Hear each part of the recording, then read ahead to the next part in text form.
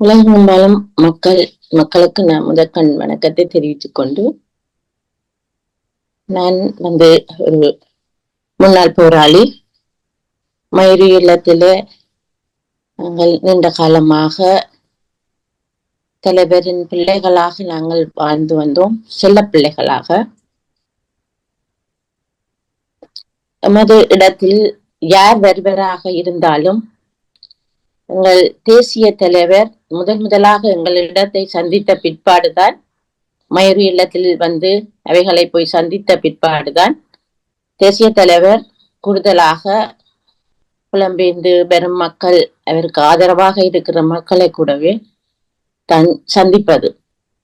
அதுபோன்று சிறப்பாக சந்திப்பவர்கள் யாராக இருந்தாலும் அவர் எங்களை சந்திக்காமல் யாரிடமும் சந்திப்பது இல்லை.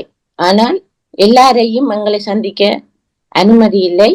கசுனைக்கு அதை தெரியப்படுத்தியிருக்கிறார். அதே போன்றுதான் இவர் எங்களிடத்துக்கும் சீமான் அண்ணையும் எங்களிடத்தை வரவுக்கு முன் எங்களிடம் அனுமதி கேட்டு மருத்துவ போராளிகள் அவைகளுடன் எங்களை அண்ணன் சந்திக்க சொல்லி இருக்கிறார் என்று சொல்லி எங்கள் பொறுப்பாளரிடம் கேட்டு, அதே போன்றுதான் சீமான் அண்ணையும் எங்களை சந்திக்க வந்தபோது நாங்கள் அவர்களிடம் நிறைய கதைத்திருக்கிறோம். அவர் உண்மையாக எங்களுடைய இனத்துக்கு மிக மிக ஆழ்மையாக எங்களுடைய இனத்தையும் தலைவற்ற போராட்டத்தையும் ஆழ்மையாக நேசித்தவர் என்றதை நாங்கள் உணர்ந்து கொண்டோம். என்று சொன்னால், நாங்கள் பகுதியாக கேட்போம், எத்தனை தடவை நீங்கள் ஜெயிலுக்கு போயிட்டு திரும்பி வருவீர்கள் என்று.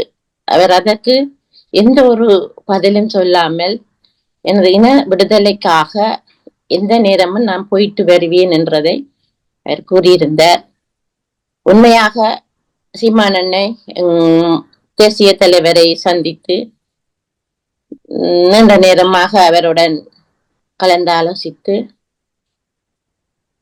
எங்களிடம் மீண்டும் வந்திருந்தார் என்றதை நான் உறுதியாக சொல்கிறோம். ஆனா ஒன்று, போராளிகளாக நாங்கள் செயற்பட்டு வந்தது சொல்லுக்கு முன் செயல். ஆனா நாங்கள் இதுல எங்களுக்கான ஒரு நிப்பந்தம் வந்தபடியாத்தான் நாங்கள் இதை சொல்லுகின்றோம்.